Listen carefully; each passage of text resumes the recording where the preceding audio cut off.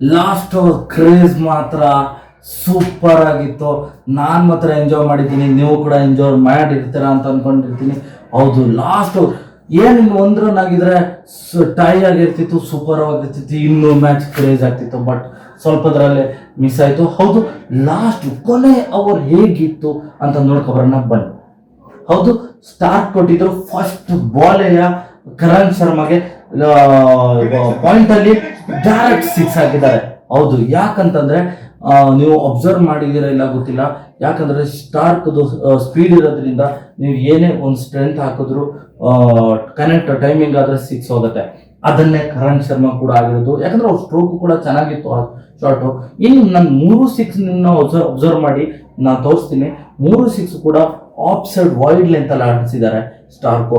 ಯಾಕಂದ್ರೆ ಯಾವುದೇ slow delivery ಇಲ್ಲ, ಬೌನ್ಸ್ ಇಲ್ಲ, ಯಾರ್ಕ್ ಇಲ್ಲ, ಏನೂ ಇಲ್ಲ.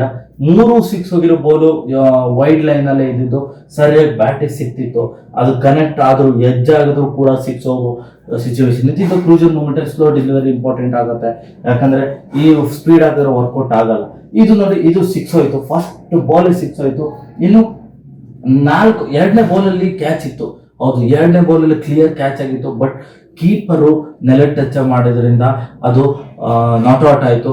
ಅಲ್ಲೂ ಒಂದು ಸ್ವಲ್ಪ ಹೊಡೆತ ಕೊಡ್ತು. ಇನ್ನು 4 ಬಾಲ್ಗೆ 15 ರನ್ ಬೇಕಾದಾಗ ಸೇಮ್ ಕೂಡ ಆಫ್ ಸೈಡ್ ಲೈನ್ ಅಲ್ಲಿ ಹಾಕಿದ್ದಾರೆ. ಕವರ್ ಡ್ರೈವ್ ಅಲ್ಲಿ ಸ್ಟ್ರೈಟ್ ಆಗಿ ಹೊಡೆದಿದ್ದಾರೆ. ಕವರ್ ಡ್ರೈವ್ ಅಲ್ಲಿ ಎಳ್ಕೊಂಡು ಹೋಗಿ ಬೌಂಡ್ರಿ ಲೈನ್ 6 ಆಗಿದೆ. ಅದು ಕೂಡ ಕವರ್ ಡ್ರೈವ್ ಅಲ್ಲಿ ಹೊಡೆದಿ, ಅದು ಆಫ್ ಸೈಡ್ ಲೈನ್ 6 ಆಗಿದೆ. ಇನ್ನು 3 ಎಸೆತ 9 ರನ್ ಅವಶ್ಯಕತೆ ಇತ್ತು. ಇದು ಬಾಲ್ ನೋಡಿ, ಅಬ್ಸರ್ವ್ ಮಾಡಿ, ಇದು ಕೂಡ ಆಫ್ ಸೈಡ್ ಲೈನ್ ಹಾಕಿದ್ದಾರೆ ನೋಡಿ. ಇದು ಕೂಡ ಆಫ್ ಸೈಡ್ ಲೈನ್, ಇದನ್ನು ಕೂಡ ಪಾಯಿಂಟ್ ಅಲ್ಲಿ ಎಳ್ಕೊಂಡಿದ್ದಾರೆ, ಪಾಯಿಂಟ್ ಅಲ್ಲಿ ಹೋಗಿದೆ 6 ನೋಡಿ.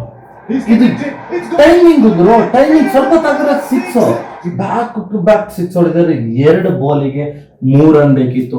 ಈಸಿ ಮ್ಯಾಚ್ ಆಗಿತ್ತು. ಆದ್ರೆ ಕಾಟ್ ಅಂಡ್ ಬೋಲ್ಡ್ ಅವರೇ ಕ್ಯಾಚ್ ಹೊಡ್ಕೊಬಿಟ್ರು ಕೊನೆಗೆ. Easy catch. ರಿಯಾಕ್ಷನ್ ನೋಡಿ, ಯಾರು ಸಿರಾಜ್ ರಿಯಾಕ್ಷನ್ ಫುಲ್ ಹಿಂಗಾಗ್ಬಿಟ್ಟಿದೆ. ಏನ್ ಬರೋದು, ತುದಿಗೆ ಬಂದ್ಬಿಟ್ಟು ಸೋಲ್ತಾರ ಅಂತ ಅಂದ್ಬಿಟ್ಟು ಏನ್ ಮಾಡಕ್ ಆಗಲ್ಲ. ಕ್ಲಿಯರ್ ಕ್ಯಾಚ್, ಉಲ್ಟಾಸ್ ಬಾಲ್ ಆಗಿತ್ತು. ಇದು ಕರೆಕ್ಟ್ ಆಗಿ ಹೊಡೆದಿದ್ರೆ ಹೋಗಿರೋದು, ಅದರ ಬೈ ಮಿಸ್ ಆಗಿ ಏನು ಮಾಡಕ್ ಆಗಲ್ಲ, ಮ್ಯಾಚ್ ಅಲ್ವಾ. ಬಟ್ ಕ್ಯಾಚ್ ಚೆನ್ನಾಗಿ ತಗೊಂಡ್ರು ಆ ಮೂಮೆಂಟ್ ಅಲ್ಲಿ. ಸ್ಲೋ ಇತ್ತು, ಬಟ್ ಸಿರಾಜ್ ಎಕ್ಸ್ಪ್ರೆಷನ್ ಮಾತ್ರ ನೋಡಕ್ ಆಗಲ್ಲ, ತುಂಬಾ ಕಷ್ಟ ಆಗತ್ತೆ. Super batting ಆಡ್ಕೊಟ್ರು.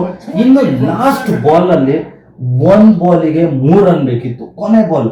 ಫರ್ಗ್ಯೂಸನ್, ಹೌದು ಫರ್ಗ್ಯೂಸನ್ ಕೂಡ ಬ್ಯಾಟಿಂಗ್ ಆಡ್ತಾರೆ ಯಾವ ಮೂಮೆಂಟ್ ಅಲ್ಲಿ ಬೇಕಾದ್ರೂ ನೋಡಿ. ಕೊನೆ ಬಾಲ್ ಅಲ್ಲೂ ಕೂಡ ಯಾರು ಟ್ರೈ ಮಾಡಿದ್ರು ಅವರು ಕವರ್ ಡ್ರೈವ್ ಹೊಡೆದ್ರು.